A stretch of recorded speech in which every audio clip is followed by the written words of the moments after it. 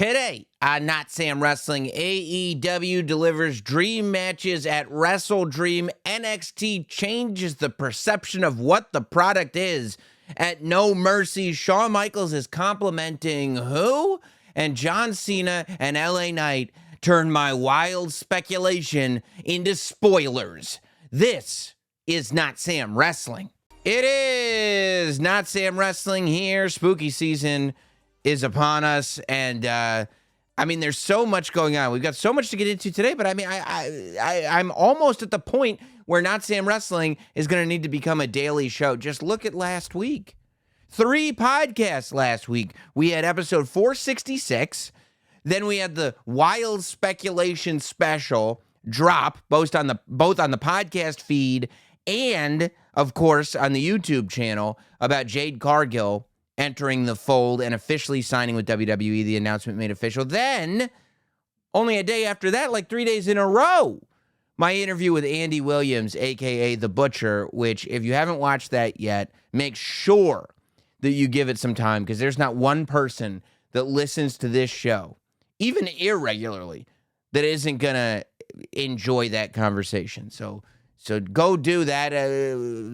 Take in all of it, but before you do, let's talk about what's going on right now, because over the weekend, we experienced 2 huge pay-per-views, 2 premium live events. I mean, great, incredible time to be a wrestling fan.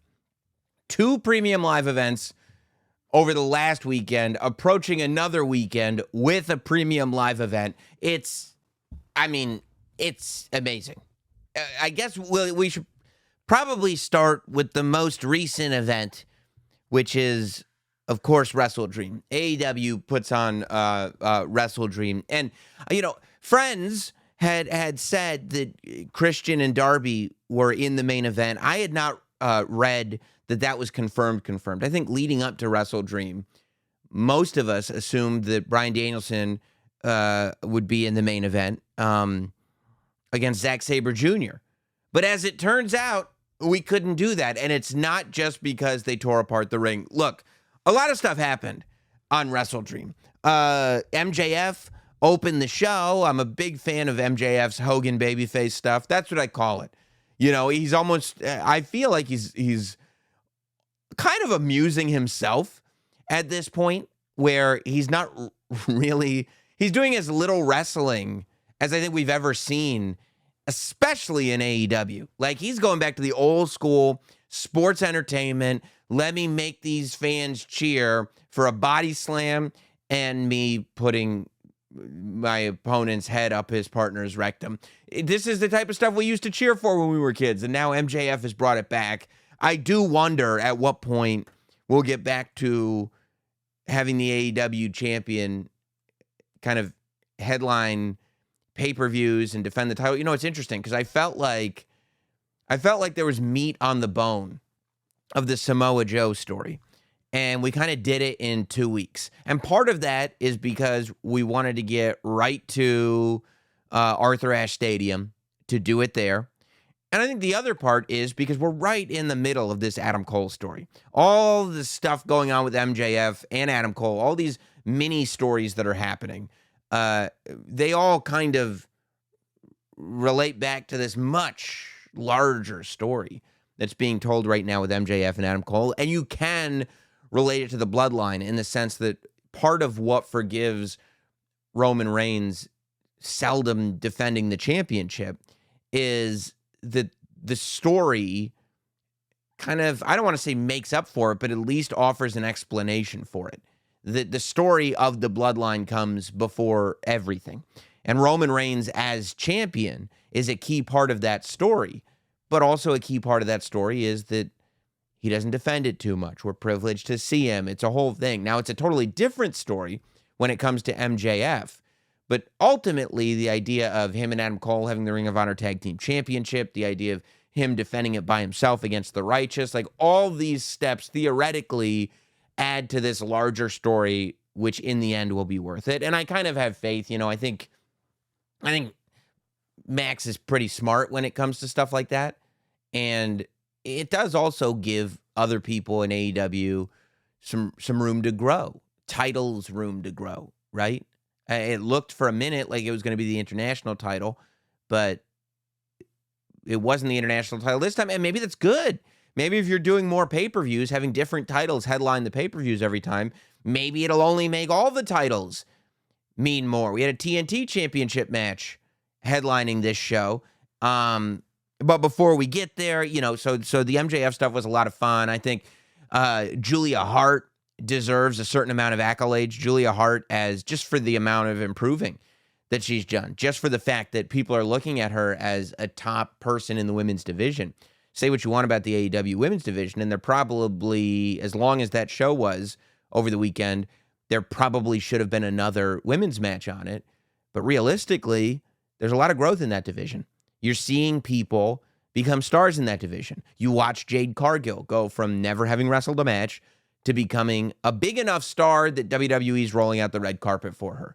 You're watching Julia Hart go from somebody who was never done this before, was, an escort to the ring, was a manager, and is now a top tier, serious, credible opponent for a champion in that division. So there is a lot of growth, and I think that Julia Hart deserves a lot of credit for being one of the people that's really grown within that division. Fun tag match. I don't know why the Young Bucks had to go through 3 other teams to get a shot at the AEW Tag Team Championship. I would have thought, being that they're the Ring of Honor 6th person, I guess, right? Them and Hangman or something, that they're part of the Ring of Honor Trios 6-man champions. Is that right? They're also one of the most famous wrestling tag teams in the world and are 2 of the people who helped create the company. So you would think that you wouldn't have to go through those 3 other teams, that if you wanted the Young Bucks to get that shot, they could just get the shot. But regardless, I guess they won. I was personally hoping that the Guns would win that match. That it would be this moment for the Guns. Okay, the Guns are really coming. And that way, when you have the Guns versus FTR, it's like, this is a different gun club. This is a different pair. This is not somebody to scoff at. This is not somebody to look past. I thought that could have been cool. I thought they did do that for Swerve. What a party for Swerve. What a night for Swerve. The fact that he not only participated in a match that was of that caliber, but the fans were on his side the whole time, and he won the thing, and there was a feeling that he should have won the thing against a former AEW champion, and again, one of the sort of key founding father, pillar type people of this company, Adam Page. I thought it was a great night for Swerve. I've felt like he has main event potential for a long time, and I think that he's now at the point where they're giving him the opportunity to go like, okay, if you've got that potential, go ahead and act on it. And he is. And it's paying off, and I love it. Bryan Danielson getting his dream match against Zack Sabre Jr. Not only were we treated to actually just seeing that match, as great as it was, but it was made only better by the fact that Jon Moxley was on commentary exposing Bryan Danielson as a bully, among other things. Mox added tremendously to a match that was already aces in my mind. But, let's get to why we're here. The main event. And of course, once I saw Bryan Danielson and Zack Sabre Jr. going on when they went on, I was like, Edge has to be coming. Edge, like, if Edge doesn't show up, it's going to be a bad thing. There were rumors that had floated all over the place that Edge's contract had expired on Saturday, which meant that on Sunday he was officially a free agent and could sign with another company. No 30-day windows, because his contract had reached its end. He wasn't released early. So, and I was like, look, the fact that the internet kind of knows that Edge is a free agent, or, at least wildly speculates that he is, which in our law is just as good. And the fact that it's going on last, Christian and Darby Allin, like, if Edge doesn't come out at this point, it's going to be a bad look. And he did. I would say in what is certainly the most significant signing in AEW history since Bryan Danielson, And maybe right up there with it, when you look at those moments that really changed things, it was CM Punk, and then right after that, the night when Bryan Danielson and Adam Cole showed up. That was peak. And I think Edge being there, if he executes the way he is able to execute and draws attention the way he's able to draw attention, it could be as, if not more significant than the Bryan Danielson signing. I mean, this is a huge, huge deal. Edge is one of the most recognizable superstars of the last 20 years. Edge is one of those guys that people grew up with. Everybody remembers Edge. And they remember him from the run he just had in WWE. And look, it's a big deal. As much as WWE makes a big deal about the fact that Cody decided to not stay in AEW and go to WWE. Jade Cargill decided to not stay in AEW and to go to WWE. Fair is fair. There's no way you can tell me Edge couldn't have stayed in WWE if he wanted to. He decided to go to AEW. And it will probably, maybe we'll find out at some point, maybe we won't, as to what made that decision his decision. You know, maybe it's because, in my mind, I go, look, it's very understandable. Edge is at this point in his career where none of this was supposed to happen. It was all supposed to be over. Edge loves wrestling. This is his dream. And Edge knows that at the age that he's at, honestly, being on the shelf as long as he was on the shelf probably has given him a couple more years on the back end here because he didn't wear himself out while he was gone with the horrible injury. But realistically, you could be as healthy as a horse. And there's only so many years your body will allow you to perform at the level Edge likes to perform at. That said, I think he wants to do everything. I think he's sitting there going, well, if I've got this extra time on my career, I want to be able to do everything in wrestling. I want to be able to experience all of it. I don't want there to be anything in wrestling as long as I'm in that time frame where I can do it. I don't want there to be anything in wrestling where I have to ask somebody, hey, what's that like? Hey, what's it like over there? Hey, what's it like working with them? I can do it. That's a gift, and I'm going to take advantage of that gift. I think that's a big motivating factor. I'm sure he's getting paid very, very well. I'm sure that's a big motivating factor. He's got friends in AEW, for instance, Christian. Edge and Christian, maybe one of the great wrestling friendships, maybe the top wrestling friendship of all time. He gets to work with his friends. He gets to work with people like Sting that he's never worked with before. And he probably gets to, let's be honest, he probably gets to do whatever he wants over there. And you can trust him. If I ran a wrestling promotion, I'd let Edge do whatever he wanted because the guy eats, sleeps, and breathes this stuff. He's a wrestling genius. So I think that that's a good thing. But Christian and Darby Allin, they have this match. And it's great. Christian, I talked about it last week, and I'm glad I did. Christian is so good right now. Christian is, to me, maybe doing the best work of his career. I loved Edge and Christian when they were the Totally Reeking of Awesomeness guys. I loved Christian when he was, at last, you're on your own. Christian, when he first got to TNA, great. But this Christian now, Christian, your mom's hot and your dad's dead, Christian, is just on a different level. Christian walks into press conferences asking all the media people, hey, how are your dads? It's just a different level of Christian. And I'm so glad. I think Christian's the same way, right? Christian has this wave of his career that he probably thought he was never going to get. And he must just be having a ball, right?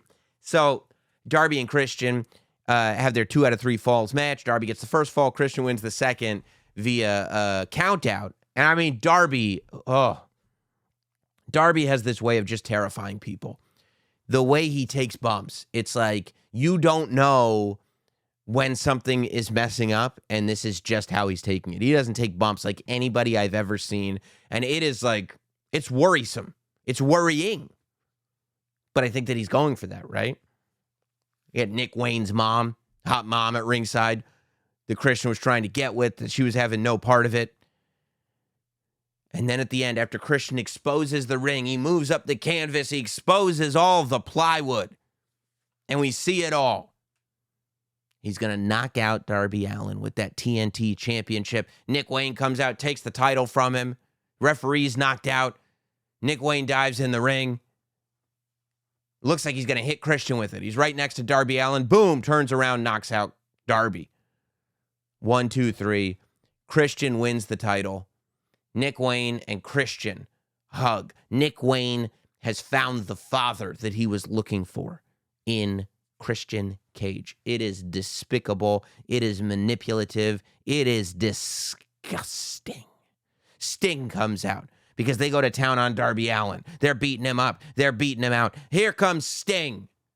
No, not in my house. Sting starts taking him out. Here comes Luchasaurus. Sting is no match for Luchasaurus. The numbers game is too much until the lights go out. And you see what you think is that body structure. Is that him? Is that him? He gets in the car.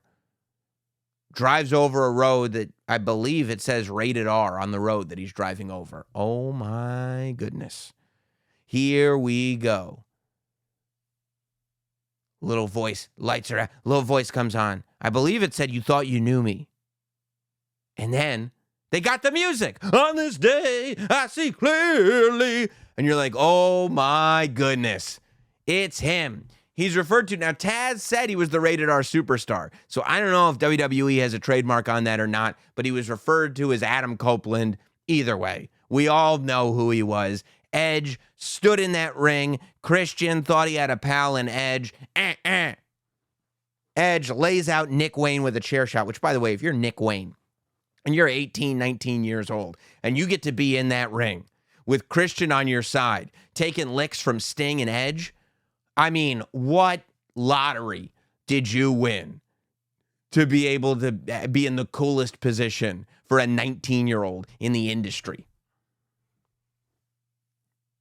Edge takes out Nick Wayne. Christian takes a powder. Luchasaurus eats a spear, and the crowd goes wild. Edge is officially part of AEW. Adam Copeland is all elite. I think, there was a time where you'd go, oh, are we really going to revisit the Edge Christian thing? But let's be honest, the Christian Darby story has everybody interested. Like I said, Christian is doing some of the best work in his career. If there was ever a time to do this, I mean, the fact that we can get right into it, Christian, Luchasaurus, and Nick Wayne versus Sting, Darby Allin, and Adam Copeland, we're right there, dude. Edge gets to team with Sting. You don't think that means the world to him? And who knows? Look, I really hope that at some point, I don't know how long he signed for. When we're talking here, I haven't watched the press conference. I don't know anything besides what was on pay-per-view. I don't know how long he signed for, but I would love it because we're going to get a bit of a wave of, this is so cool, Edge is here. I would imagine that he will be on Dynamite cutting a promo. I would imagine that he'll do something on Collision. Maybe not. I don't know. But I just think because Dynamite is the closest show, that he'll be on there cutting a promo. It's a big, big, big deal. I think that with the pay-per-view that they've got coming up in November, that's when you do your 6-man tag.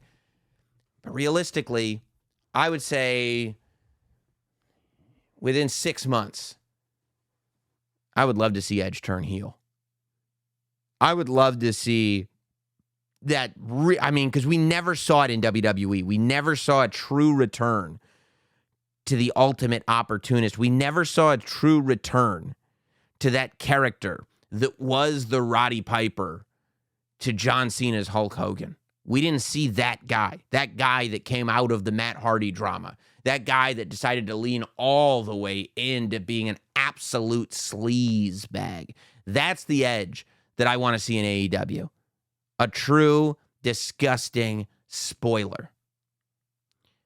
And I will tell you right now, based on the impression that I get from the two people involved, if you have MJF staying in a babyface role, and Edge going into that real dastardly heel role, and they can really dig into it and tell some truths in their promos, I feel like you could do an MJF Edge program that would rival the MJF CM Punk program. I would think if you went back in AEW lore, the MJF CM Punk story that led to the dog collar match might be the best story they've ever done.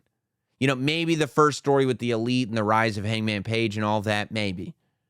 But I don't know. There's something about that MJF CM Punk story that people still go back to. I think you could tell a story that good with MJF and Edge. And I think that AEW would step out of the way and allow those two guys to just tell an incredible story. I want to see that 6-man tag. Edge versus MJF. I want to see Edge turn and maybe even do some, I don't know if you want to do Edge versus Sting. I don't know if it's better to see Edge with some of the younger guys. I think getting in there with Swerve would be great. I think there's so many guys. I mean, Edge and Powerhouse Hobbs would be sick. Sick. I mean, you could see to what level Edge wants to go, right? Can you imagine? Bro, dude, do you understand that we are now in a world where Edge versus Kenny Omega is not only possible, is not only realistic, but it's almost like you're a fool if you're not doing it. Yeah, I didn't think we'd get to see an Edge versus Kenny Omega match. Edge versus Hangman Page? Come on, dude. There's a lot to do there. There's a lot to do. And I think the timing worked out. Because if you were looking for a mainstream star that can replace whatever sort of je ne sais quoi that CM Punk was going to bring to your company, Edge is a real good fit. Because Edge is famous, Edge is noteworthy, Edge comes with a lot of credibility, but Edge also loves wrestling. And Edge loves telling stories. And Edge loves putting on a good show. And I think we're going to see a lot of great things coming out of Edge. And you know what? I wouldn't be shocked if Edge is in AEW for a year or 2 years. Edge may have another WWE run in him. Edge is nuts, bro. And I am so happy that we get to see it all play out. I mean, Edge is one of my favorite wrestlers of all time. So the fact that we get to see him in a new context and the fact that we get to see him just really stretching the limits of what is possible for himself, I'm so happy for him. And I'm so happy to see how everything turns out and what kind of new stories that we get to see with Edge. Speaking of stories, I mean, this is one of the big shows from over the weekend. Of course, the other show was NXT No Mercy, which for me, I tweeted it out. I think most people with a pulse would have to agree if you watch the show that No Mercy, I think, and NXT has been doing this. NXT for a while now. I even thought in the 2.0 era, the premium live events were underrated. But, I mean, the problem is that you had takeovers and then just a switch, no dial, a switch. And you go into NXT 2.0. So I felt like, you know, the premium live events, I think the first 2.0 premium live event was War Games. And it's like you watch that and it's so much better than it should have been based on the fact that so many people on that show had wrestled like 6 matches in their entire career. But to go from takeover to that, I mean, I can't expect everybody to just stay on board for it. So what we've witnessed over the past couple of years at this point is an evolution in NXT where NXT had gotten to this place where it was a third brand. And that started as takeovers started to get popular. I think if you look at it, NXT started as an evolution of what FCW was, WWE's developmental territories. used to be run pretty much independently. Whether it was OVW, whether it was FCW, they were run as their own spots that would kind of report back to WWE. So they took what was FCW and kind of brought it more in-house, created its own brand, if you will, and called it NXT. And, at first there was no TV. Then it was on Hulu. Then it became a big part of the WWE Network, the first live WWE Network show before WrestleMania. I want to say WrestleMania 30 was when the WWE Network started. But the first live show was a takeover, I don't know, a month or 6 weeks before WrestleMania or whenever it was. And it might have even been the first takeover, just to make sure that they got the kinks out through NXT. Because NXT was developmental in every sense of the word. It was developmental when it came to talent. It was developmental when it came to different production methods. And it was developmental when it came to content delivery. Let's try this with NXT to see if it works so we don't screw up a WrestleMania. Makes sense to me. But even as TakeOver started to get popular, right, 'cause you started to bring in big name independent talent. That was Sami Zayn. That was Kevin Owens. That was Finn Balor. That was Hideo Itami. But that generation had to go through the PC training that people who were coming in from outside of the business had to go through. That crew had to go on the Florida loops. That crew, I don't know if they were actually building the rings, but they had to at least be there when the new guys built the rings. They hadn't really figured out what this looks like to have these guys that are already draws in our developmental system, because we can't we can teach them how to do it our way and we can teach them new tricks, but the philosophy used to be when you come to WWE, you forget everything that you knew before, and that wasn't going to work anymore because these guys weren't coming in. Part of the reason they were coming in was to bring what they had done outside of the WWE and then add it to the WWE, where they would add the WWE's way of doing things. They would add their way of doing things to the WWE and hopefully create a nice mix. But we got to this place, right, where the first TakeOver Brooklyn, I think, was really where it was like, oh boy. It was WrestleMania 31 in San Jose when they sold out whatever it was, 3,000 seats or whatever it was. It wasn't broadcast. But it was a live event, and it was NXT's first big live event outside of like a Full Sail or something like that. And it did extremely well. Sasha Banks and Charlotte headlined it. And it led to that summer was TakeOver Brooklyn 1. And the plan was to sell 5,000 seats in the Barclays Center and curtain off the rest of it. And they sold 5,000 seats instantly.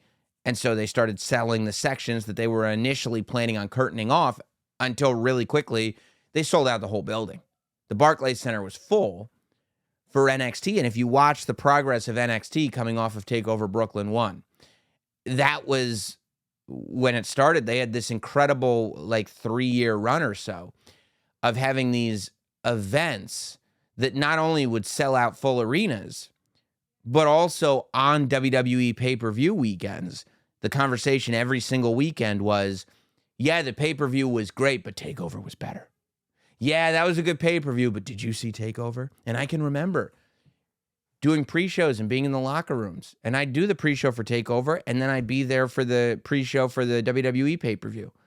And everybody in the WWE locker room was talking about TakeOver. I don't know, was it as good as people are saying? Oh, I saw it. It was really good. Yeah, it was really that good. And so NXT, it grew to this place where it was its own brand, but it did forget its initial reason for being. It's kind of stopped being developmental, right? It kind of, when the Performance Center was created, it was a slimmed down version of everything they did on WWE television. The whole purpose was to try to get you ready to go to a Raw taping, to go to a SmackDown taping, and to do things the WWE way. NXT started to develop its own way of doing things. NXT started to develop its own aesthetic. NXT started to develop its own brand identity So it made it so when you got called up to the main roster, it was basically that same transition that it used to be when you got signed from the Indies and brought to NXT. You had to learn a new way of doing things. Well, now it was when you're coming up from NXT and going to the main roster, you have to learn this new way of doing things. And where can you learn it? Well, you can't do it in developmental because that's where you learned how to do it the developmental way. And so it got confused. And instead of dialing it back, they completely course corrected and lost the entire brand identity of what NXT was, which was extremely popular. And they changed it to NXT 2.0, where it would be strictly developmental, like taking everything away, making it only developmental. And people went, that's great. It's good to have developmental, but let's be honest. Developmental was never a nationally televised product. Developmental never had its own global premium live events. Developmental had local TV in the area that it was located in, and that was it. So fans that had, and at this point it had been years, so you had a generation that kind of felt like they grew up with NXT. They felt betrayed. They felt betrayed by the fact that the product had changed so much, and I get it. I get it. It's like watching your favorite show, and all of a sudden it's a completely different show. Like, not only do I not want this show, I want the show before it, but I'm upset that you did this to me. And so over the course of the last few years, I think that they've been trying to go, look, there's obviously a value to NXT being a developmental territory. There is obviously a value in NXT training the next generation of stars who can come up to the main roster and kind of very quickly rise up those ranks. That said, there's also a value in having this third brand, in having this third television show that we can sell, in having this third brand to put on independent pay-per-views that we can put on Peacock, but also sell tickets to in arenas. If we can get some stars over here, there's a value in having merchandise sold and action figures made. That all the old NXT had all this value. So it's about figuring out how to get what you need without sacrificing value. And to me, No Mercy was this moment where it was like, there it is. That's the middle ground. What they've been doing lately, and I think it's worked out in a genius way. And I think kudos to the team, by the way, in NXT. Because the team who runs NXT, and it's Shawn Michaels, of course, that's the name on top, but everybody under Shawn Michaels, from Johnny Russo to Jeremy Borash to everybody. I don't want to start mentioning names because there's a lot of names in Orlando that are very committed to the NXT product. And by the way, have been very committed to the NXT product. Because when NXT switched over to 2.0, the team, the production team, the behind-the-scenes people at NXT didn't mope around, didn't say this sucks, didn't say anything like that. They said, okay, we've got our marching orders. How do we make this the best show possible? How do we continue to make NXT great? And they've been working and working and working and working for years now to figure out how to do that. And they've put this show together now that not only showcases the really good things happening in developmental, right? Because you've got all these stars that you're ready, right? You've got your Carmelo Hayeses, your Trick Williams, your Tiffany Strattons. I mean, you can go down the list. Your Sol Roca is opening eyes, and she's like, she wasn't even on television regularly before she got injured a little while back. But you've got all these kind of stars, Braun Breakers coming through the pipeline where it's like, oh, there's a whole library of people ready to go. But instead of just having them work with each other, you're mixing them now with these main roster superstars. And what that's doing is it's getting eyes on the product, which is an important thing because like I said, there's a value in having a television show that people watch. And it helps to have stars when you want people to watch the show. It just is what it is. But beyond that, as well as selling tickets to premium live events, but beyond that, It's really important when you're becoming a WWE superstar to get experience in the ring, to get time having matches in the ring. And while it's great to have matches with other developmental talent and you guys can work together and figure out things that you like, figure out things that you don't like, stuff that you're good at, stuff that you're not good at, and who you are as a performer, there has to be nothing like working with seasoned veterans, people that have not only gone through that system, but have gone through the main roster, that have excelled, that have worked WrestleManias, that have done it all, right? I'm talking about having a match with a Baron Corbin, having a match with a Becky Lynch, having a match with a Dominic Mysterio. Look, Dominic Mysterio was thrown into the deep end right away. He had to learn how to work on television in front of no crowd. Insane. Then he had to learn how to work heel and has done so well that he ended up in a WrestleMania match with his dad. And the fact that he's with his dad helps a lot. But truth be told, Dom versus Ray might end up being, when you look back on it, the best match of WrestleMania 39. When you look back on it, because of the disappointment of Cody not finishing the story, if I told you Rey Mysterio versus Dominic Mysterio was my favorite match at WrestleMania 39, I don't think you would call me crazy. And so that person who's been through all of that can now come back and work with people who haven't gone through that experience yet, but will, and can not only kind of explain what it was like, but just being in the ring and going, oh, this is how we do this. Oh, this is how we do that. It's going to make people better and better and better and better. Last night or Saturday night, No Mercy was for me the best NXT premium live event in years. And they've gotten better and better and better consistently. Stand and Deliver was great. You know, they've been great. The one a couple months ago was great as well. But No Mercy was a different level. Like, every match mattered. Every match was good. And every match was different. Like, it had a different styles. It brought me back, and I'm like, you know what? No Mercy for me was in the conversations of takeovers when you talk about great NXT shows. I don't know if I would put it in the category of like the TakeOver Brooklyn era, but I would say those last few takeovers, No Mercy was definitely running right alongside them, if not better.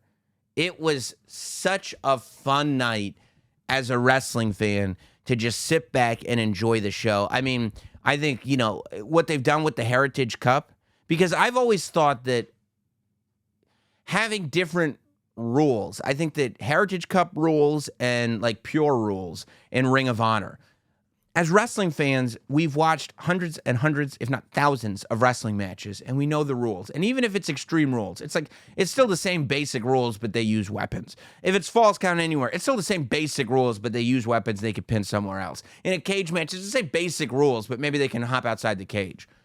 But like pure rules, Heritage Cup rules, that's when it's like, no, here's a page that you have to figure out how this works, and it can kind of be a turnoff sometimes as a fan.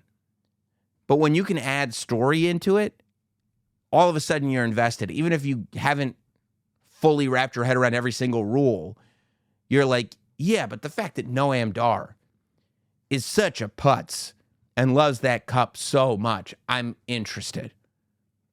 Right? I thought the four-way tag match was just a great moment to go, hey, look at all the different tag teams we have in NXT, right?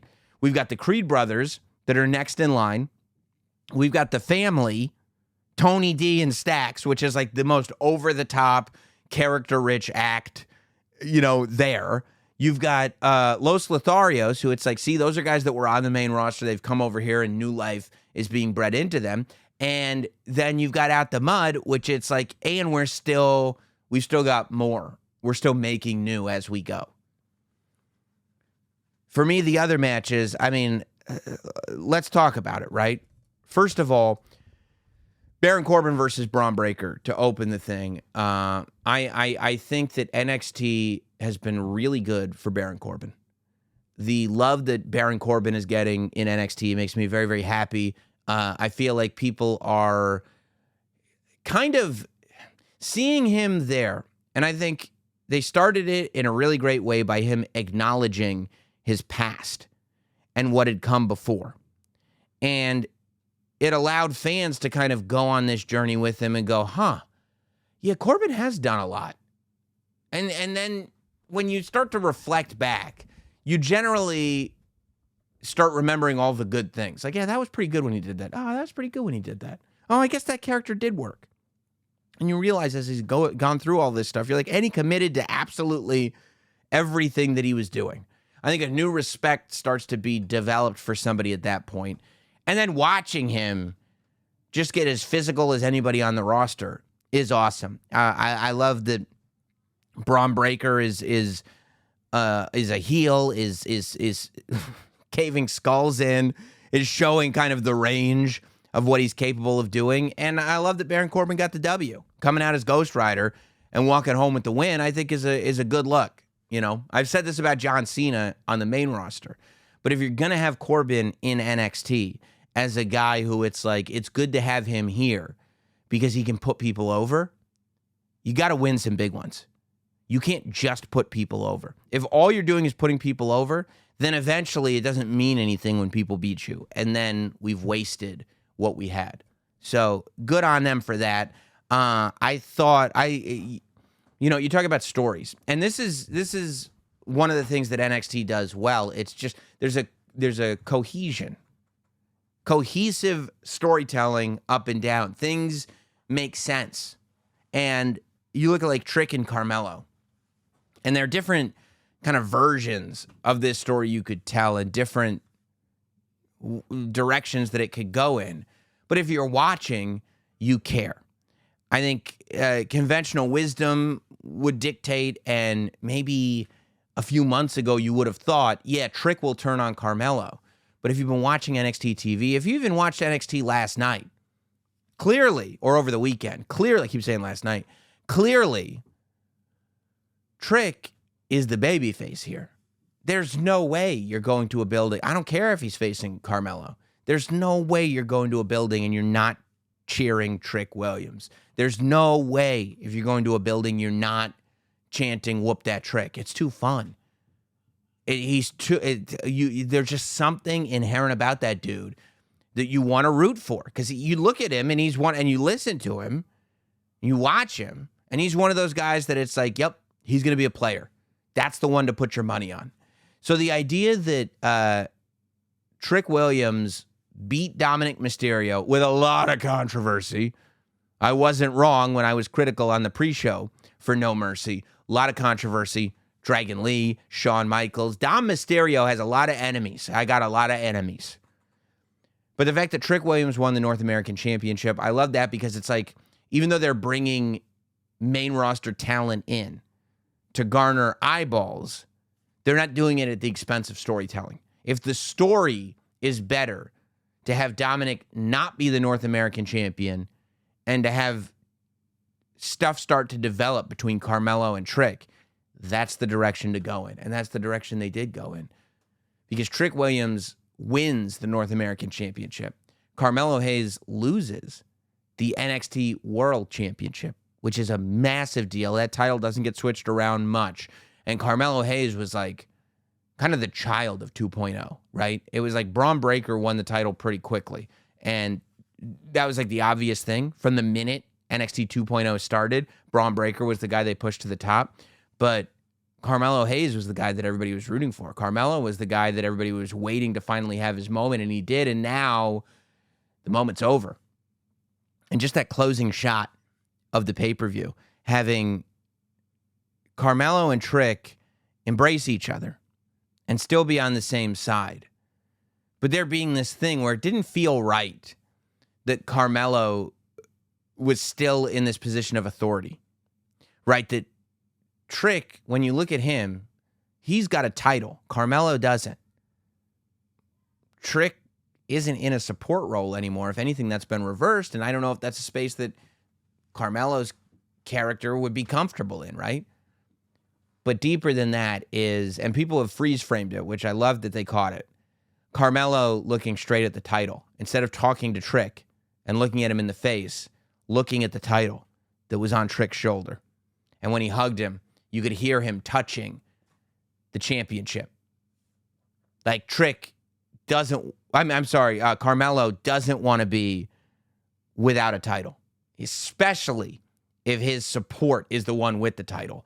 So I think that we are going to get to see Carmelo versus Trick. You know, my idea was to leave the title on Carmelo and do like a Carmelo versus Trick, almost Hogan versus Warrior scenario for the December pay-per-view. But I think instead we're going to get Trick as the babyface, Carmelo Hayes as the heel, and I think he's a great heel, so I think that that's the way to go. With Carmelo challenging Trick for the North American Championship. People, and this is just the way NXT is, and it's part of the fun, instantly talk about so-and-so getting called up, so-and-so getting called up. The minute anybody loses a title or loses a big match, you assume they're getting called up. I don't think that's the case for Carmelo Hayes.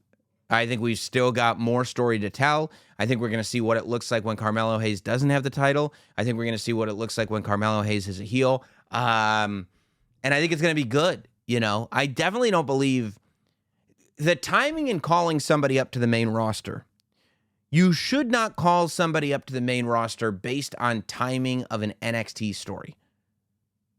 You should not be calling people up to the main roster because it makes sense for NXT television for them to be gone. The only reason to call up somebody to the main roster is because you have something for them on the main roster. If you're like, well, let's call up Carmelo because he lost the title, so let's just put him on the main roster. It's about time. We'll figure out what to do with him when he gets there. That's a terrible idea. That's a horrible idea.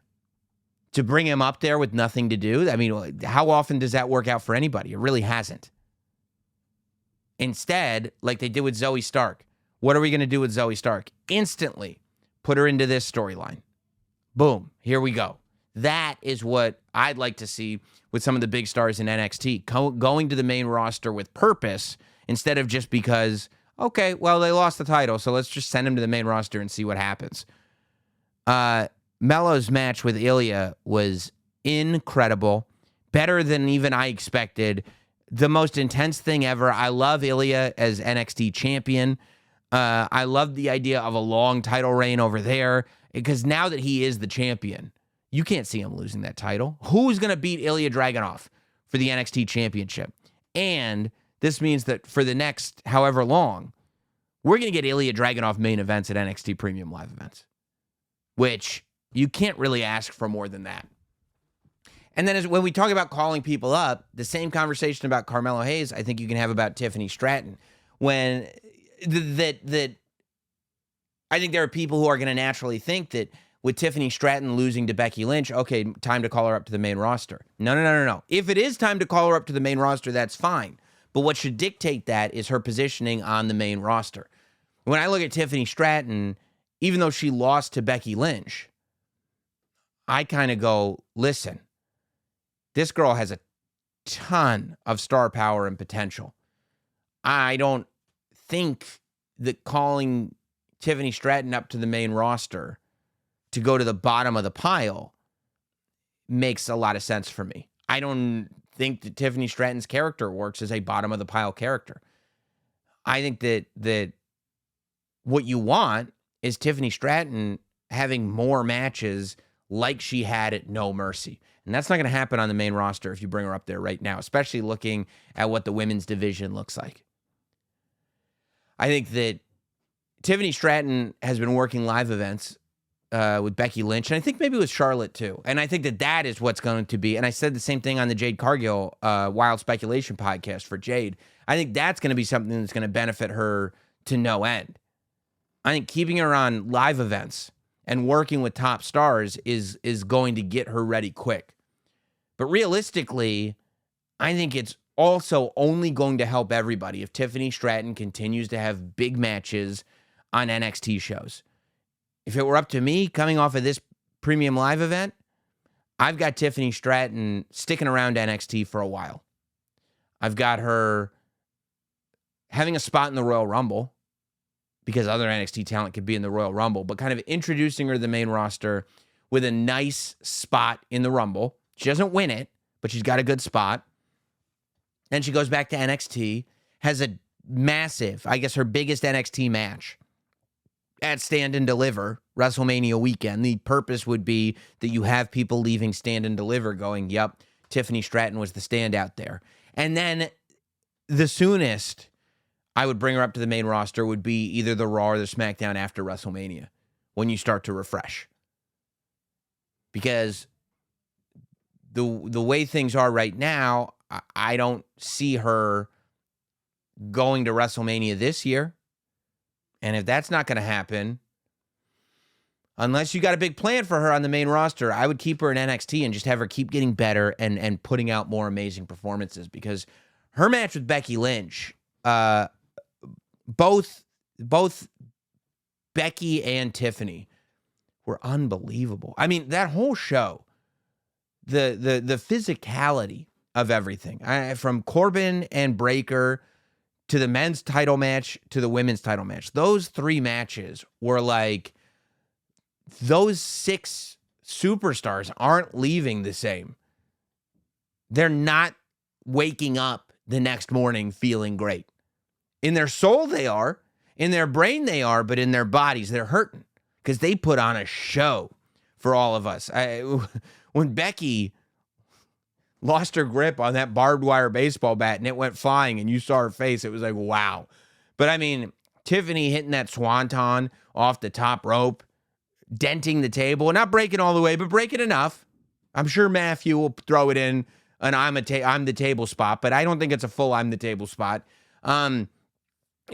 Just the whole thing, the intensity of it all, to the fact that people booed when Becky dumped the bag out and it was pieces of Barbie dolls because they actually thought we were seeing thumbtacks. We never see thumbtacks anymore. People actually thought, they were like, yeah, but this is different. We're seeing thumbtacks between these two. Incredible. Going up to the stand, Tiffany getting busted open, Becky Lynch taking 11 stitches on her elbow. If you didn't watch this show, especially this match, it was one to watch. After I watched Carmelo and Ilya do their thing, I was like, well, Jade Cargill has to be debuting in the women's match. Jade Cargill has to be ending the show. Because how do the women follow that? I go, there's no way that the plan is to just have Becky and Tiffany follow that match. And the reason they're going on last is because it's just that damn good. Not that it won't be good, but that's how good Carmelo and Ilya were. And guess what? I was mistaken. Jade Cargill wasn't anywhere near that ring. The reason that match went on last is because that match should have gone on last. And the fact is, as good as those dudes were, I would have had a tough time following Becky and Tiffany. It was so good. Such a fun show. And I mean, I don't know who's next. For Becky Lynch specifically, you could kind of go a couple of ways with the NXT Men's Championship. Tag team division's looking strong, You see where you're going with Trick and Carmelo.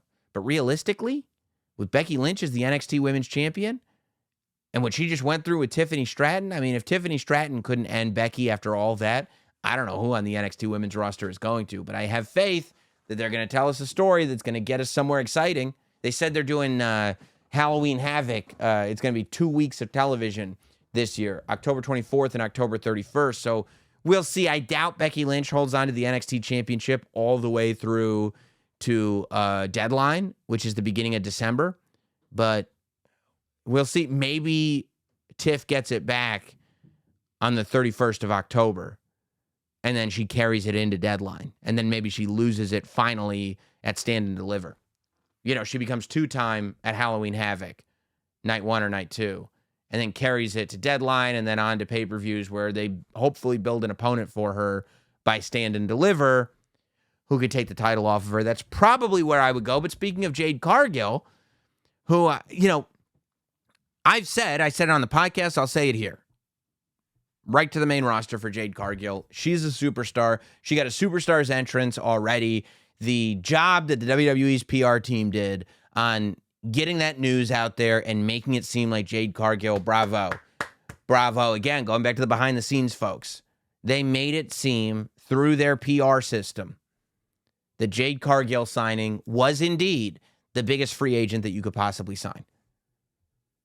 And then I was surprised that they got, first of all, they posted a video of Jade Cargill walking into the Performance Center. They posted photos of her training at the Performance Center.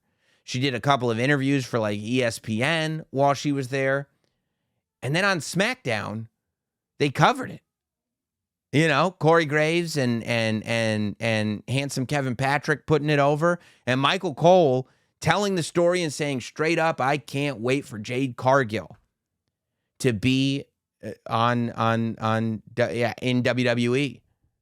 I think she's straight for the main roster. I think that right now she's at the Performance Center. They're figuring out what she can do. They're figuring out where she fits in. They're figuring out what is the best time to put her in. Is she going to debut right away at Fastlane? Very possible. I'd have to look up what the women's matches are for Fastlane. I don't know off the top of my head. Very possible. Are you going to wait? You can do it in Saudi. You could do it in Saudi. You know, the Zoe Stark spot at the last Saudi pay-per-view set things in motion. You could definitely do it there. You could do it in Survivor Series. You know, who knows? Who knows when? Who knows where? I think that's going to be the story of Jade Cargill going forward.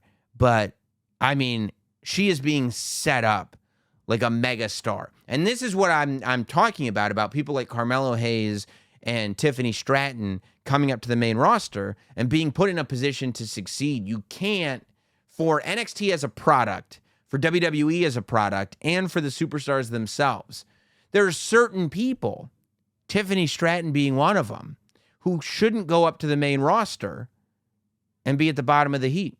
It's the same thing for Jade Cargill. The minute Jade Cargill shows up on the WWE television screen, it should be like, oh, this is the one. Even in the Patreon Discord, there are people who don't watch AEW. And they're going like, I didn't know, I wasn't even, you know, Sam, I heard you talking about Jade Cargill, but I never even seen her, but now I'm excited. Everybody that you talk to, even if, and that was the purpose, and I said that in the podcast, that everybody that you talk to is going, even if they didn't watch her before, they're like, yeah, I'm excited. I'm excited now. I didn't realize. I didn't know. Nobody told me. Or if they did, I wasn't listening. This is why you got to watch the product. Rule number one. It's like, you want to be on board when cool stuff happens. Watch the product so it's cool. If you would watch the product, you would have known Jade Cargill has been a megastar for the last 2 years.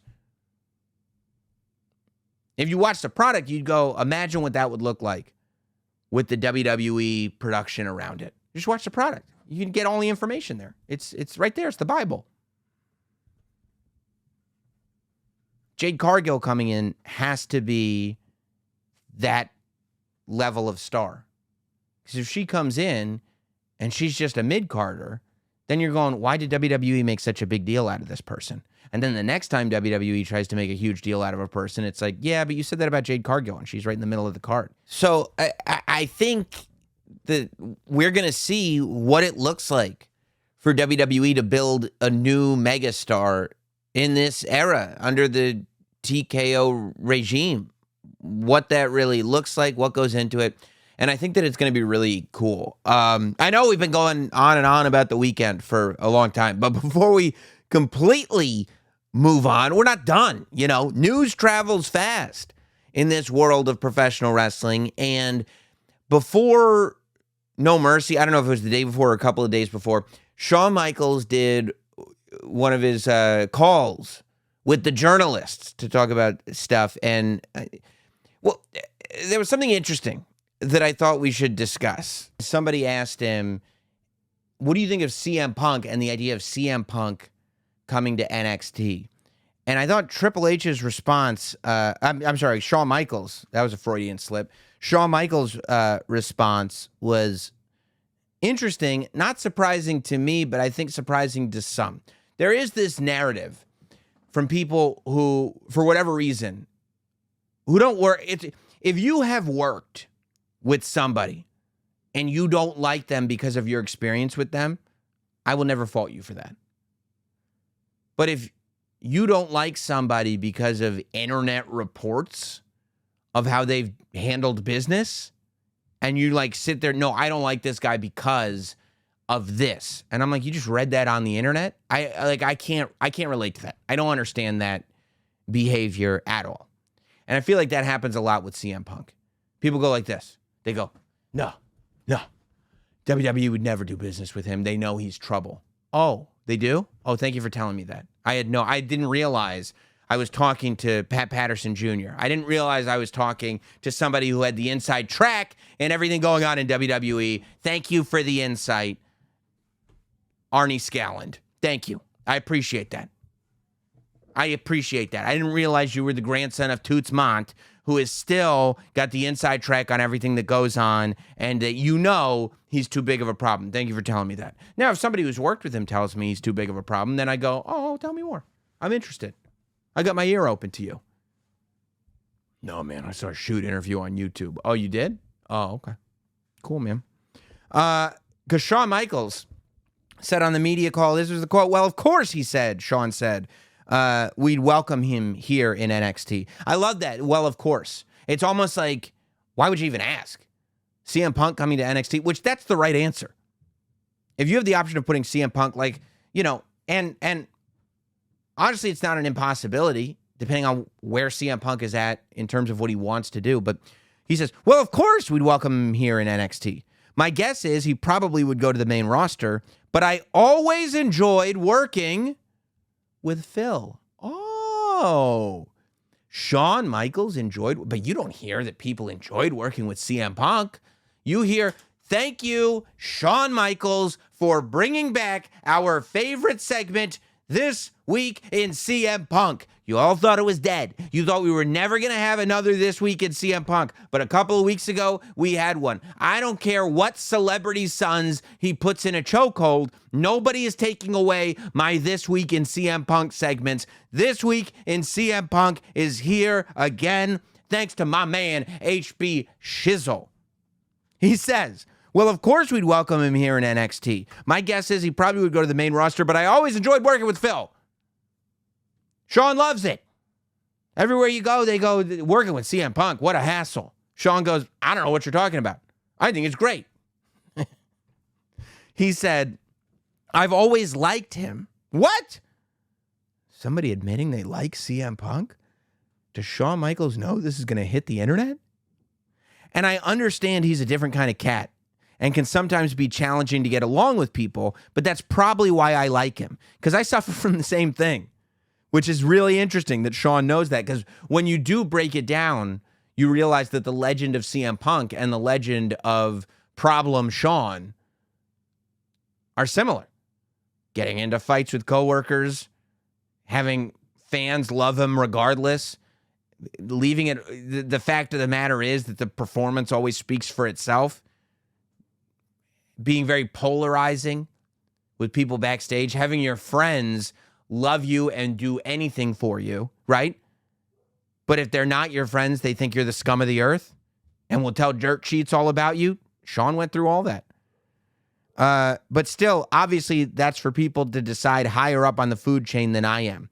He's a guy that does numbers and makes money. HBK? The showstopper? The main event? The icon? Says CM Punk makes money. Well, I guess CM Punk makes money then. I try to tell you guys, I think CM Punk makes money, but nobody wants to listen to me. Hopefully you'll listen to HB Shizzle. I think that would be a risk-reward ratio that I'm sure from a company standpoint they'd have to consider. He's being safe, but he's saying, obviously, Punk makes money. I understand that, whatever, there'd be some kind of press about it, but he makes money. But when it comes to would we take him in NXT and have him on our television, are you kidding me? Of course I would. I just don't think anybody'd let me. Who doesn't take that kind of star power? When he says, I don't think anybody would let me, I believe what he's saying is not nobody would let him because CM Punk is problematic. They're saying nobody would let him because they'd want him on Raw and SmackDown. on WWE pay-per-views, so they wouldn't give him to Shawn. I mean, I would say that's big news. I would say there's some pretty important people in the wrestling industry that apparently think CM Punk is just fine. Then a report came out after that people started digging. They started digging, and they said allegedly, this is according to I think the PW Torch, and this is coming from a conversation with Dave Lagana. And when the article came out, it came out on Bleacher Report. They said, if this is true, this is very interesting. From what I've heard, it's true. Lagana says it's true. I asked him. It says CM Punk was scheduled to appear on ECW for the first time in the start of a new storyline. He was, or Vince McMahon. Sorry, Vince McMahon was scheduled to appear on ECW for the first time in the start of a new storyline. He was going to get rid of ECW of its original stars and make the way for a new breed. The meeting quickly turned into another CM Punk bash fest. My role was to run the meeting, but dare not speak out of turn on the veteran agents. I think this is Dave Lagana telling the story. This was how the previous month's meetings had gone, but this day was different. It was a new voice in the room that changed everything.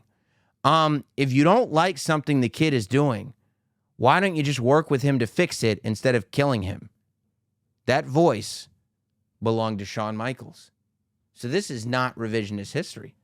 This is Shawn going, hey, man, I know we're all planning on burying this kid, but again, going back to that risk-reward ratio, if he's good, except you don't like this part, what if we just fix this part? And the fact that brain, the brain that said that way back when CM Punk first started in WWE, is now the brain that is kind of developing talent in NXT, I think that's a real good thing. I think that's a good look. And I think it's an even better look. And we thank Shawn Michaels for bringing back this week in CM Punk.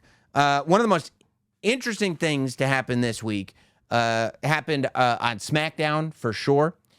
And it was proof that when we have a conversation here on Notsam Wrestling, it's not just wild speculation. It is a spoiler. This is what makes this podcast so important. I come on here and I go, you know what they ought to do? And then they do it. And it's great. I'm talking about John Cena, and everybody's saying L.A. Knight. Yeah, we're finally getting it. This is the thing that I said. When John Cena returned, I said, okay, what's the point of him returning? The point of him returning is to get someone over, period, right? So who is he going to get over this time? The attempt was made to get Austin Theory over, I think, because I think a couple of things were happening there. I don't think it hurt Austin Theory in any way, shape, or form, but I think people knew that Cena wasn't sticking around. I think that there was only one promo leading up to it, and I think that wrestling fans are smart, and it was so obvious that, like, if it had been somebody else, they would have beaten Austin Theory. But this is who Cena is. He comes in and he puts the new young guy over. This is what he's doing now. So I think everybody knew Austin Theory was going to win, and you know, I still think there's a lot of work to do with Austin Theory. I think he's got all the potential in the world, but I don't think that the Cena victory pushed him over the top. So it's like, okay, what does Cena do coming in? And for me, I said from the beginning, I think LA Knight, if you want to, I mean, the timing just couldn't be better. If you want to go, okay, LA Knight is the guy that we're going to see how far we can go with.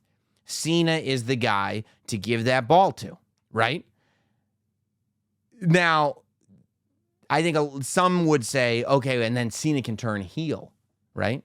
Because nobody's going to boo LA Knight. LA Knight's a babyface already. You're not going to do babyface versus babyface. I mean, you could, but I don't know. Or you turn Cena heel. But realistically, now would make the least sense to turn Cena heel. The idea of John Cena now is that you have him capable of coming back for these short runs. But if he's a heel, like, it doesn't make sense to turn Cena heel unless you've got him for a nice long run.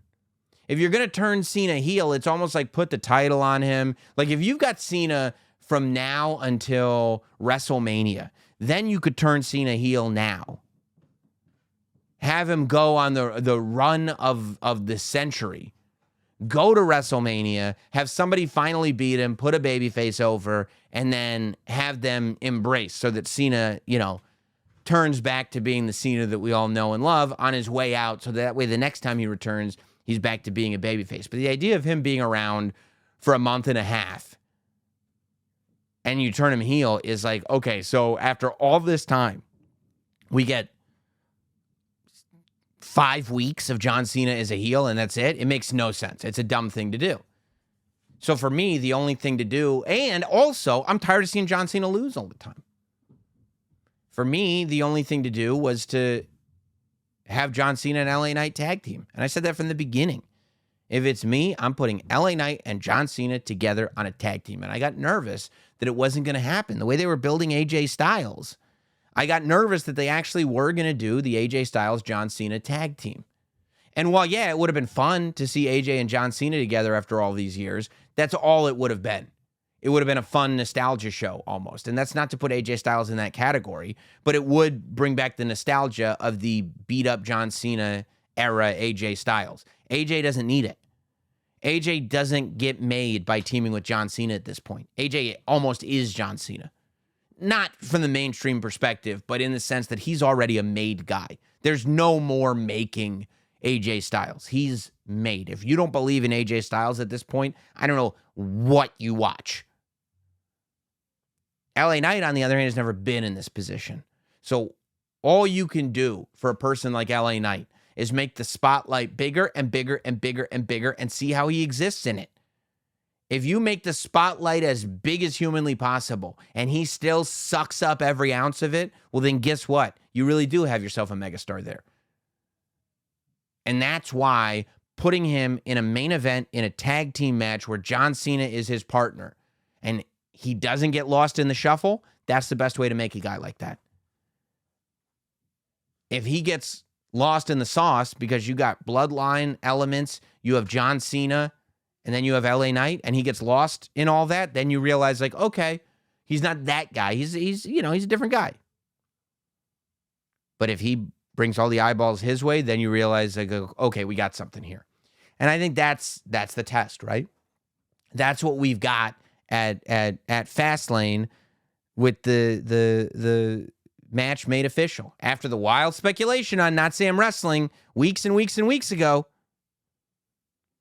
John Cena and LA Knight versus Jimmy Uso and Solo Sikoa. I think you gotta, as you're talking about this match, first of all, it's an exciting thing for LA Knight to be in this position. It's an exciting thing to see this push, the LA Knight push that's been teased and dangled for all this time, finally start to be realized. And who knows where LA Knight goes after. We'll talk about that in a second, but we've got to talk about the fact that, there are questions about where the bloodline is right now. Cody Rhodes on Raw said, I don't think we're in the third inning anymore. Little dig at the fact that Paul Heyman at the press conference after SummerSlam said, we're only in the bottom of the third inning. We still got a lot more to go. And Cody Rhodes going, no, I think it's kind of over. Now, I don't buy that. I think that it's cooled off by design right now.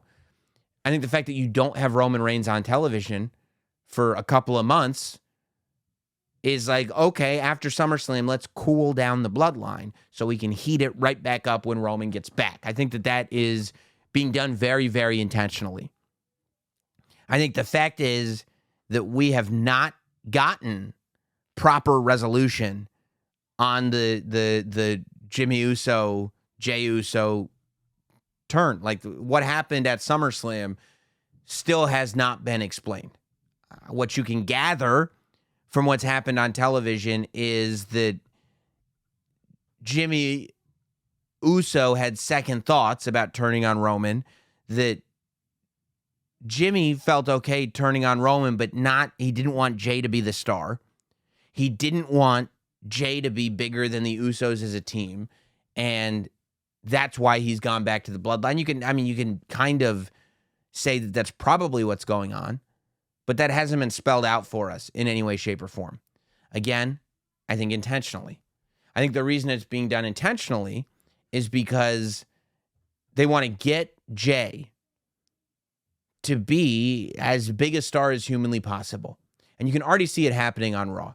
On Raw right now, you're witnessing Jey Uso being made as a top-tier babyface, or an attempt to make Jey Uso a top-tier babyface without the bloodline around him, right? It's one thing for Jey Uso to be at the top of the pile in the context of the Roman Reigns story. The idea is when Jay's on Raw, and you know Roman's not coming, Jimmy's not coming, Heyman's not coming, Solo's not coming, it's Jey, he's friends with Cody, KO and Sammy are there, they're fighting the Judgment Day. Is Jey standing up next to Cody, KO, and Sammy? It's not that dissimilar from trying to stand John Cena and LA Knight next to each other to make sure that LA Knight is the guy. Sammy, KO, and Cody are over on another level in terms of current day active full-time superstars. That's your top 3 baby faces by a mile. Can Jey stand next to those guys? And I think that's what's going on Raw right now. The other thing that's going on Raw right now is a separation so that Jey can be made into a bigger and bigger star, so that when we finally get to Jimmy versus Jey, it's a giant match. At this point, I didn't think it was going to stretch out this long, but at this point, they may be waiting till WrestleMania to do Jimmy versus Jey. They may be trying to stretch this thing as far as humanly possible. I mean, they're not going to, obviously they're not doing it at Fastlane. I can't imagine they'll be ready by the beginning of November in Saudi. Maybe they'll do something at War Games where they're on opposite teams and they'll finally get their hands on each other. After War Games, we're already at the Rumble. Are we going to do Jimmy versus Jey at the Rumble? Are we going to do it at Elimination Chamber? Or are we going to do it at WrestleMania? I don't know. Unless the idea is that by WrestleMania, the bloodline is back together. At some point, I do think that the bloodline... Look, 2 things are going to happen. Either the bloodline is back together stronger than ever, or Jey Uso is a legitimate babyface star. I think one of those 2 things happens by WrestleMania, and that's what's going to dictate whether or not that's when we see Jimmy Uso versus Jey Uso. But if I were to put money on the bloodline story, I would put money on the fact that the cool down is being done intentionally, that in the meantime, they're using John Cena and the bloodline to get LA Knight over, and that once Roman comes back, he's scheduled to, I think, mid-October, have a live event match with Sami Zayn. I would imagine that live event match is kind of a tune-up to kind of shake, because that'll be Roman's first match since August. And there are rumors that he might have been injured. Nobody really knows because he's been off TV anyway. But I would imagine that is going to shake off the ring rust, make sure that everything is cool, and that is when the buildup is going to start coming to whoever he fights in Saudi, and then whatever he does at Survivor Series, whether it's a War Games match, or as I've said before, I think there's enough elements at play that you can do a War Games match at Survivor Series and a Roman Reigns title match at Survivor Series. And I think that's probably where I would go with it. Now, the question is, obviously we're going to get LA Knight versus Roman Reigns. That's happening. It's been hinted at, it's been teased, and WWE is doing a tremendous job right now of slowly building storylines. But when? When is it going to happen?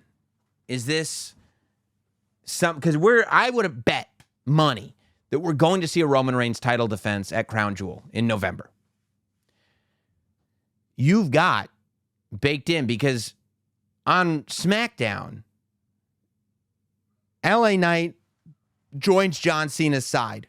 So now LA Knight's got problems with the bloodline, but on SmackDown, you had Carl Anderson in there with the bloodline. You had Mia Yim slapping people in the face. Like, clearly, the club and their rivalry with the bloodline ain't over. And who knows? Maybe that's where you go for War Games. Who knows?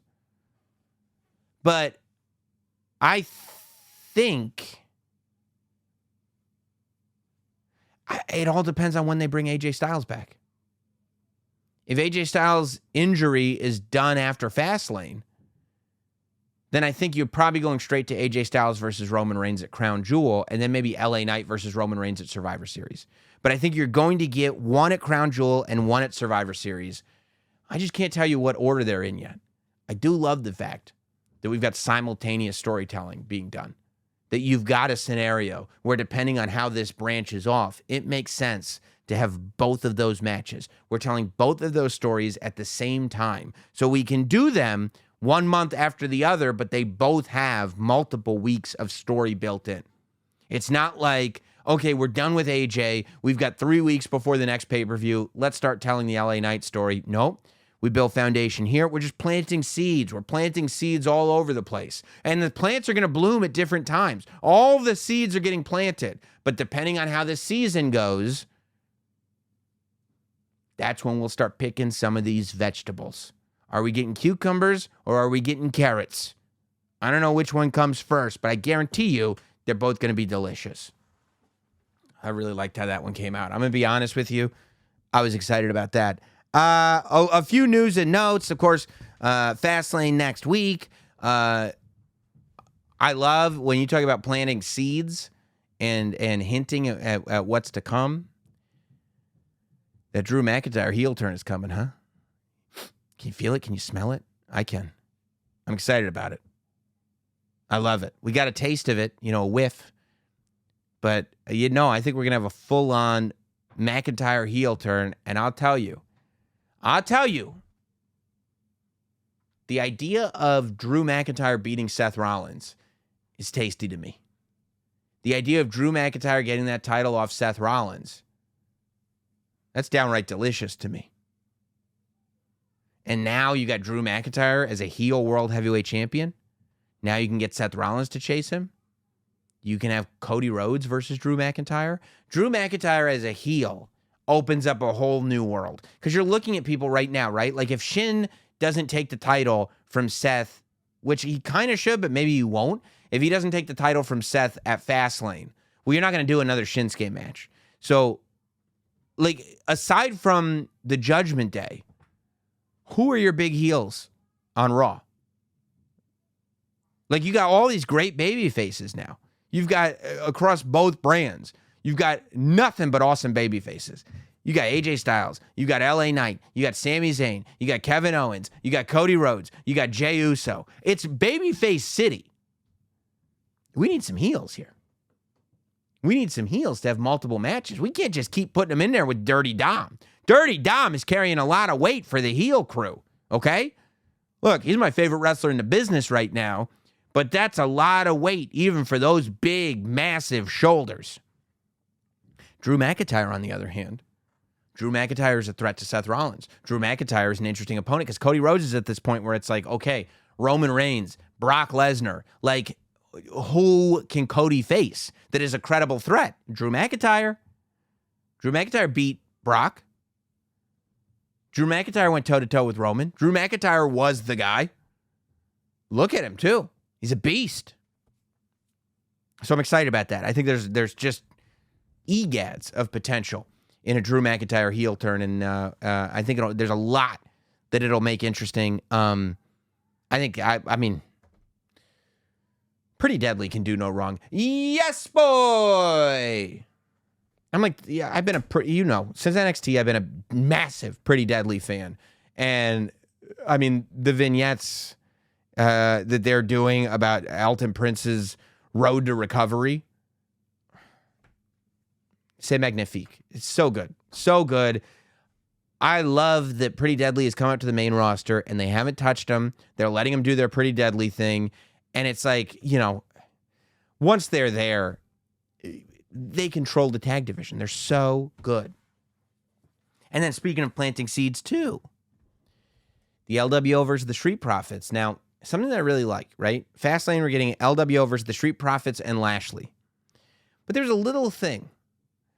The Street Profits and Lashley interrupted Santos and Rey so that we never got that show of respect, right? That's why one of the reasons Santos is so mad, that he never got to show the respect that he wanted to Rey Mysterio after having his dream match with Rey. Okay. But if the Street Profits and Lashley interrupted that moment, how do we know it would have happened? How do we know for sure that Santos was going to show respect to Rey Mysterio? We don't. We don't. So, if we get to a place where Santos turns on Rey Mysterio, he never showed him respect after that match. It was interrupted. Maybe he never was going to. Maybe that's when the turn would have happened had it not been for those guys. And it's like a mob hit. When a mob hit goes wrong, you can't just real quick redo it the next day. You got to go, okay, I got to wait till the scenario's right again. Who knows? I love that that was interrupted because it left me as a fan who's sitting here going, I wonder if Santos is going to turn on Rey at some point. Going, oh, if they had shown respect to each other, it's like, oh, okay, we're cool right now. But we didn't get that moment. And I thought that was a key moment not to get.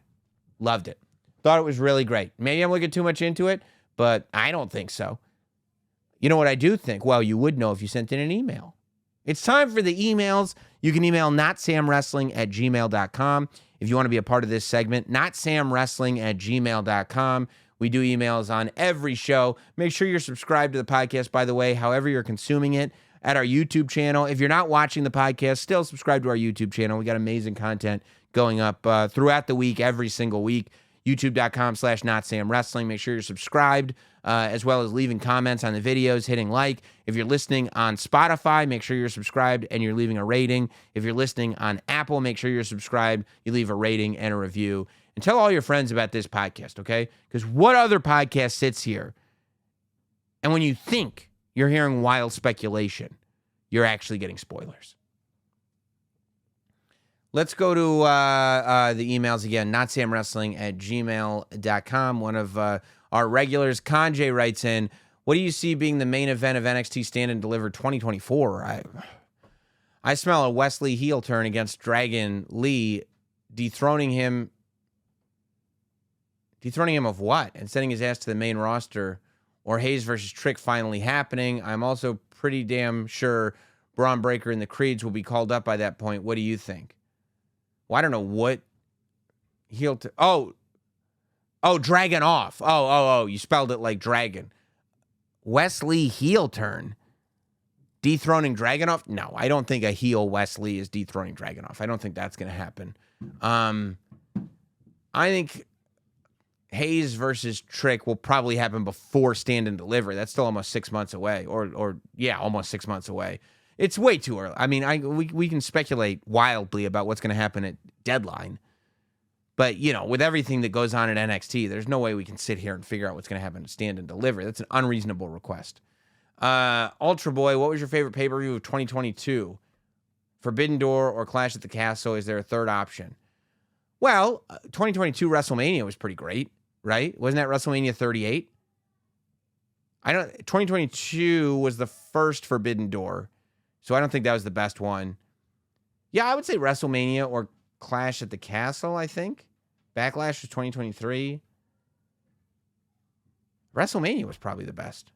Also calling it right now, Cora Jade is dethroning Becky Lynch. That'd be cool. I don't think so. I feel like Tiffany will probably get it back. But I could be wrong. Micah writes in, could the Nigerian Giant work better as a babyface in WWE? Could he be a believable threat to Gunther in the Intercontinental Championship? No, because you don't want to see him selling. I don't think it's the time for Omos to be, or Omos. I don't think it's the time for Omos to be a babyface. Right now he's great at being a big, bad giant that squashes your favorite dudes. He's not, because he's not going toe-to-toe with Gunther. Babyfaces have to have vulnerability. Babyfaces have to sell. Babyfaces, you have to believe, they might not make it. Chad Gable is the perfect babyface to Gunther. I love that they're putting Ciampa in there with Gunther, because he's like a psycho, so maybe he'll figure out some way to just take the pain and inflict some pain on Gunther. But you want to make Gunther look as big as possible. You don't want to put him in there with somebody who's bigger than him. Steve writes in, what's going on, Sam? This is probably a dumb question. What? I hope not. But I was just thinking out loud. All right, Sharon. Since SmackDown is moving back to USA next year, maybe still along with Raw and NXT, do you think there's a possibility of WWE staying on Peacock, but this time along with UFC? No, I don't think UFC is going to make a deal with Peacock. They have a deal with ESPN. You'd have to figure out. First, there's so much assumed knowledge in there.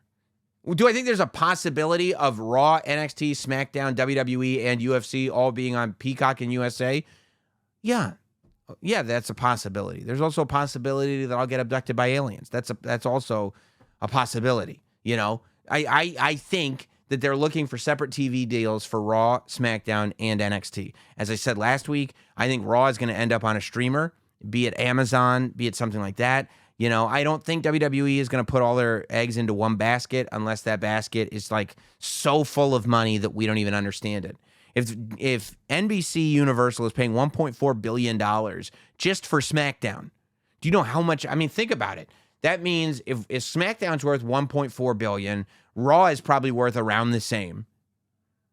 And NXT is worth, you know, whatever NXT is worth. But you're talking about, you know, $4 billion for TV, plus they're probably $2 billion. Since they got $1 billion last time, they're going to want at least so you're $5-6 billion for all the TV, plus UFC is going to be. So I mean, they'd have to pay $10 billion,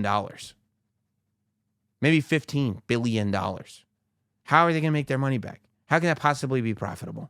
It doesn't make sense. It could happen. But can you imagine the amount of money they would have to spend to get all those rights? That's why they split everything up. So you can make the most money. You sell it. Think about eBay. If you sell all your items as a lot, yeah, it's going to be a lot easier. You only have to send one package, but you're going to make less money. If you sell all your items separately, you make way more money. But everything has to go to a different home. Billy writes in from Iowa. Dang, looking spiffy on the pre-show. Love to see it. Appreciate you. Got my hoodie ordered too. Excited for that. I'm excited for you to have it.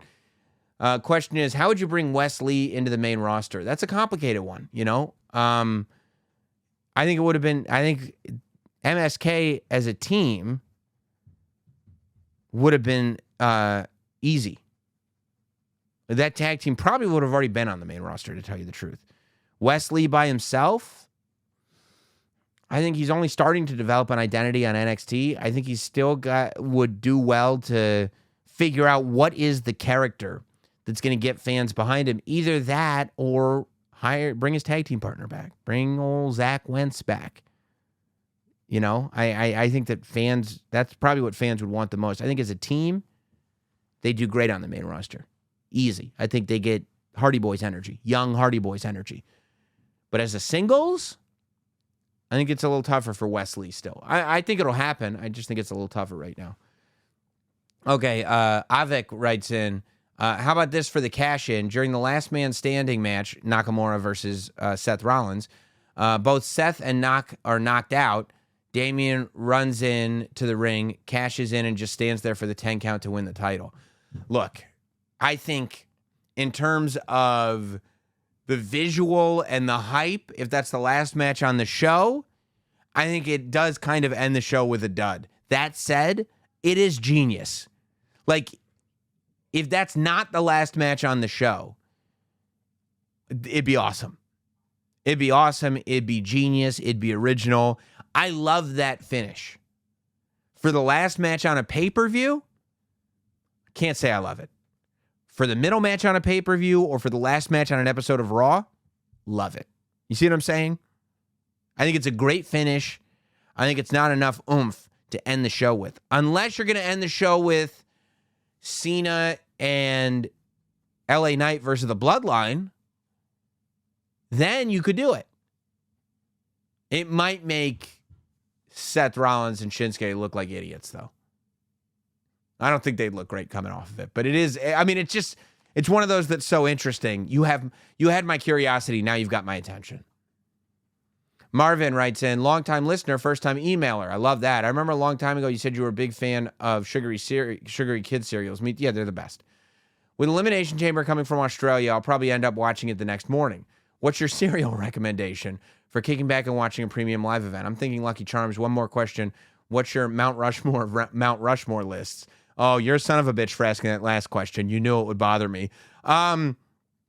I would probably Lucky Charms has been my go-to when I'm at a show and I need to just chill after a pre-show. I love a bowl of Lucky Charms, but I think for watching a premium live event at home, I'm going with a giant bowl of Fruity Pebbles. There's not much that sounds better to me than waking up in the morning with it, or you could wake up, set your alarm. I don't know what time Elimination Chamber will be on, and I don't know where you're from, but let's say it's on super early in the morning. Set your alarm, wake up too early, get a big Dunkin' Donuts cold brew. Hopefully your Dunkin' Donuts has cold brew on tap. If it doesn't, find one that does. And then get a giant bowl of Lucky Charms, of Fruity Pebbles with milk. You got something there. You got yourself a real treat. Great question. Except for the last part. The first part, I loved. Mark writes in, what's your name? Mark? Two quick things. It feels to me like WWE is building up Nia Jax to be squashed by Jade Cargill. It felt like last week's Raw promo foreshadowed it. What do you think? I love that theory. I've heard it. I think it's hilarious. That said, if you have Nia Jax squashing the entire division, and then you have Jade Cargill beating Nia Jax, what's next? What then for Jade? And number two, it feels like WWE is showing us two directions Jay could have gone using Jimmy as a dark Jay type character. I love that. And Jay is the good version, showing both extremes. What do you think? That's genius, Mark. I love that observation. That there's two ways to go here. One is the coward's way, where you're just looking for shelter, which is what Jimmy's doing. And the other is working hard and having to humble yourself and apologize to people, but ultimately getting rewarded for it. And that's what Jay's doing. Love that. Love that a lot. Shane, I don't see why people hate on Giant Gonzalez.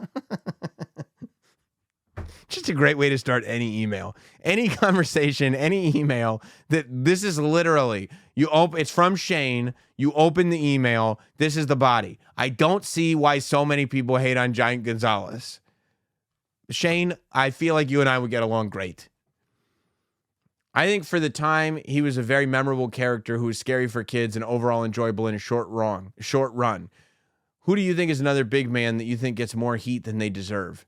Okay, well, first of all, the problem with Giant Gonzalez is the bell rang. Giant Gonzalez looked amazing, especially next to Harvey Whippleman.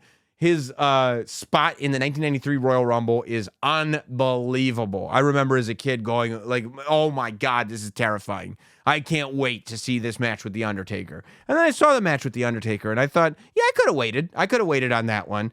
I don't know. I like good big men. I'm weird like that. I tend to like good big men. Yokozuna, one of my favorites of all time. Umaga, one of my favorites of all time. Bam Bam Bigelow, one of my favorites of all time. I think Diesel was great. Some people try to hate on Kevin Nash. I think it's an unreasonable thing to do. But a lot of times, those big guys that end up getting bad reputations are because they're pretty bad at professional wrestling. But those, not Diesel. Not the guys I mentioned. Let's see. Nicholas, hi, boss. As usual, thanks for the show. Best way to spend 90 minutes every morning. Appreciate you. Butcher interview was awesome. Appreciate you. Weeks ago, I emailed you about Julia Hart. Well, look at my girl now. Title shot for the TBS Championship. Statlander should keep the belt, though. Okay. Obviously, writing this before the pay-per-view. What would your move be to make women's wrestling a bigger thing? How is it possible that Io Sky versus Asuka is not the main event of SmackDown? Well, Io Sky has not been pushed well as champion. The problem is that Io Sky is not a main eventer right now, and that's not Io Sky's fault. The problem is that Io Sky cashed in at SummerSlam and is not tearing people up. I think, the way to make Io Sky, and who knows, maybe there are reasons behind this. I'm not criticizing anybody. I'm just saying as a fan what it is. I'm not turning on the TV and going, oh my God, did you see that Io Sky match last week? I know as well as you do, because we've been watching forever, that Io Sky is one of the best women's wrestlers that we'll ever get to see. I know as well as you do that Io Sky versus Asuka is a dream match. But the fact of the matter is that since winning the title, Io Sky hasn't had those matches. Io Sky has been in tag matches. Io Sky has lost. Io Sky, like, it just, they haven't put her in a position to do that. I don't think that women's wrestling is at a bad point. How can we make women's wrestling a bigger thing? I don't think that that's the problem. I think that you got to go by individual cases, right? Because NXT was just main evented by a women's match, and it should have been main evented by a women's match. Jade Cargill is being promoted as one of the biggest signings WWE could have possibly made. And it's true. So I don't think women's wrestling in general is the problem. That said, I do think you need to go in there and make sure that you're doing the work to develop personalities. I think it's a crime that we're not making Charlotte Flair a relatable person, that we're trying to make Charlotte Flair a babyface, but she's still the queen. Like, show her vulnerable. Do what I said a couple weeks ago, like reenacting Starrcade 93, where Charlotte Flair's got her back up against the wall. Like, make Charlotte Flair somebody that you care about as a human being. Give me some depth to Bayley. Bayley is hilarious. Bayley is a great performer. Bayley is somebody that people want to love. Give me some depth. Why is she like this? Why? Why are you like this, Bayley? Tell me why. Show me that Io Sky truly is the standout of Damage Control. Show me that even if she hadn't won the briefcase, she deserves the women's championship. You got to go case by case, but improvements, there's a lot of improvements to be made. And those, to me, that's what you do. Chris writes in, would you ever buy a Linda McMahon action figure? I wanted to. I would love to now. I know John from Ringside Collectibles has one. They made a prototype. Yeah, I wanted one. Of course. Linda McMahon's a classic superstar. I would love a Linda McMahon action figure. I don't know. I mean, they'd be real expensive now because they only made a couple of prototypes and they never released them publicly. So you're talking about thousands of dollars. I don't know, but I'd drop some cash on a Linda McMahon action figure. Absolutely.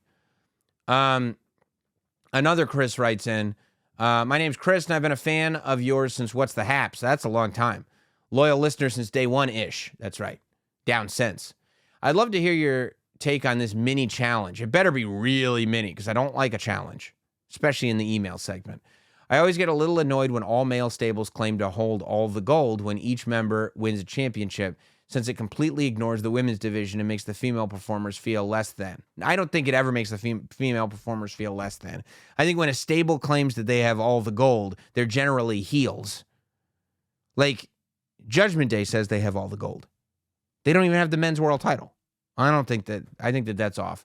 Therefore, which female performer would you add to the following all-male factions from wrestling past and present? Okay. I'm not looking for valets or manager. No, I get it. Evolution. Would you have to go back to the era that they were in? I think Evolution.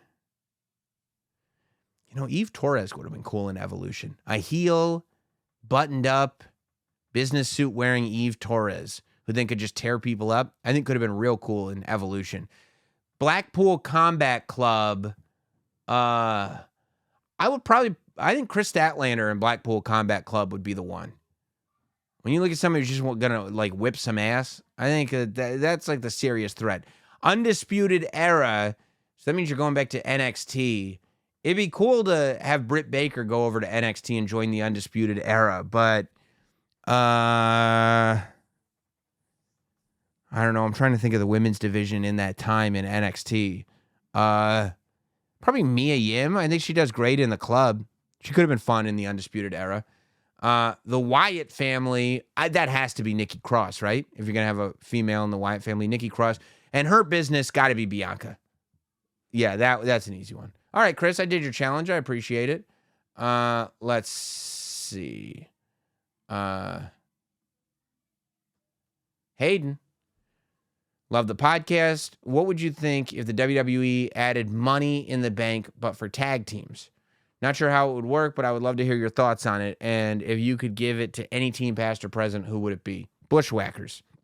Bushwhackers holding the Money in the Bank, except they fill the briefcases full of sardines.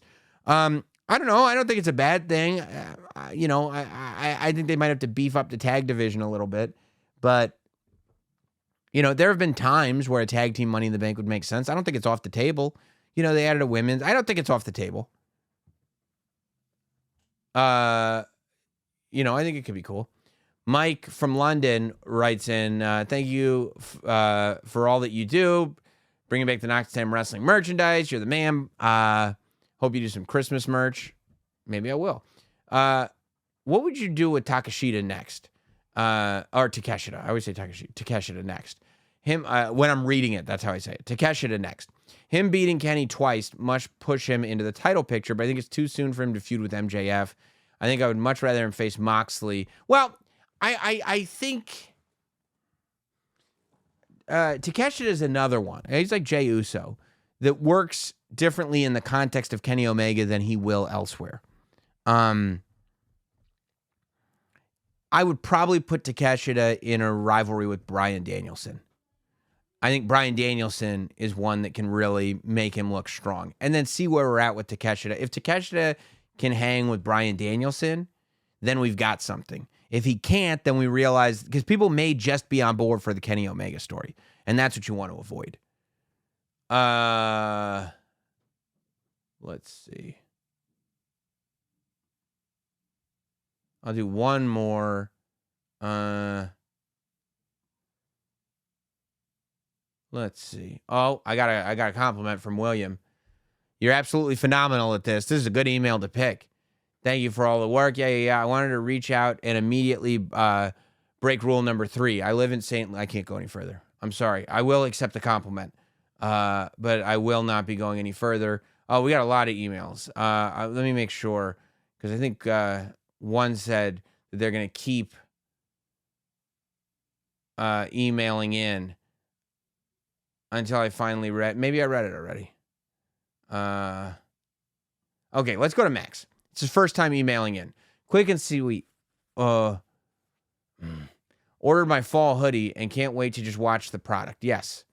Instead of constantly yelling at people. My question is, when do you think will be the best time to break up the men's tag titles? I personally feel that there aren't enough titles available for talent to compete. I don't think that's true. With all of them being unified and held by just a few people. I know you're not big on people pitching ideas without actual plans. No. I don't mind this question, Max. I think it's a good question and a good one to end on. I don't think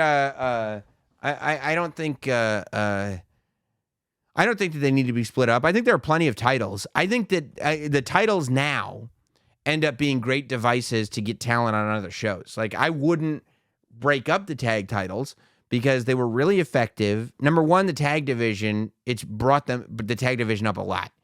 The Usos unifying those titles made it so that now Sammy and KO can compete for them in the main event of WrestleMania, and now the Judgment Day looks even stronger with those titles. It is that mega accomplishment. It meant so that from WrestleMania up until whenever, you could get Sammy and KO on both Raw and SmackDown, and now you can get the Judgment Day on both Raw and SmackDown. So I think they're being used effectively.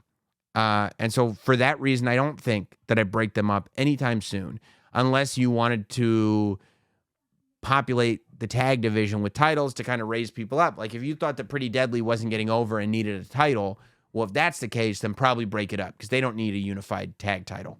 But if you got it on like Finn Balor and Damian Priest, then that's a context where you unify it. I think you don't split them up until it's time to put them on lesser teams. No disrespect to anybody, but that's how I feel. I appreciate you guys hanging out. Hope you're subscribed. See you next week. If not, let's be honest, later this week. Have a good one, everybody.